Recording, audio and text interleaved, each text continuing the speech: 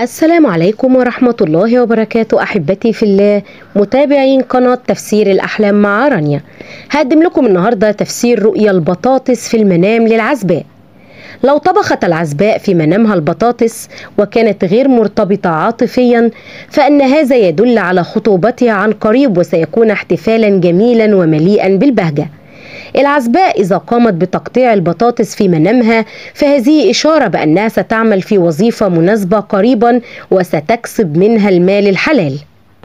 إذا رأت الفتاة العزباء في منامها أنها تقوم بتناول البطاطس المطبوخة بنهم وبشراسة أو بشراهة فدل على مرور الفتاة بأزمة نفسية كبيرة، وأنها تحتاج إلى التعاطف والاحتواء من قبل الأشخاص المحيطين بها. ومشاهدة البطاطس المقلية في حلم الفتاة تؤول إلى العراقيل التي سوف تطرأ على حياتها من قبل المحيطين بها نتيجة اجتهادها في العمل والنجاحات الكبيرة التي وصلت لها في وقت قصير. لذلك ستجد بعض الأعداء والحاقدين الذين يكيدون لها بعض المكائد، فعليها الحرص والحذر.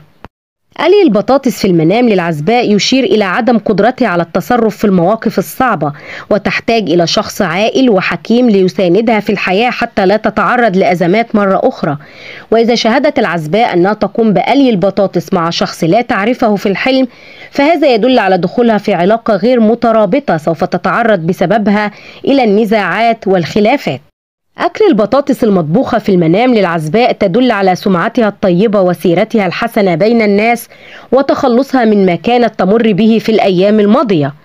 رؤية شراء بطاطس مقلية في المنام للعزباء تشير إلى بعض الفشل الذي سوف تنتابه إذا كانت في مراحل الدراسة وسعيها وراء أشياء غير مفيدة هتندم على ما فات من عمرها دون جدوى. شراء بطاطس مقلية يدل على تعرضها للنصب نتيجة دخولها في مجموعة من المشروعات الغير مصرح بها للحصول على الأموال. تأشير البطاطس في المنام للعزباء تشير إلى الأخبار السارة التي سوف تصل لها في الفترة المقبلة وتغير حياتها إلى ما كانت تحلم به في وقت طويل. إذا رأت الحالمة أنها تقشر البطاطس فهو يدل على تحسن الأوضاع المادية والعاطفية لها والحظ الوفير الذي سوف تنعم به في حياتها القادمة.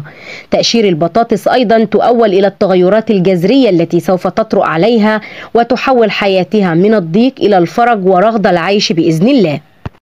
أما رؤية سلق البطاطس في الحلم للعزباء فيدل على الفرح والفرج والشفاء من الأمراض وزواج قريب لها، فرؤيتها خير والله أعلم. وتدل رؤية زراعة البطاطس للعزباء في المنام على الخير الكثير والنجاح إذا كانت في سن الدراسة. وإلى هنا تنتهي حلقاتنا ونلقاكم في تفسير جديد، فلا تنسوا دعمنا دائما بالإعجاب بالفيديو والاشتراك في القناة وتفعيل الجرس ليصلكم دائما كل ما هو جديد لنا. إلى اللقاء والسلام عليكم ورحمة الله وبركاته.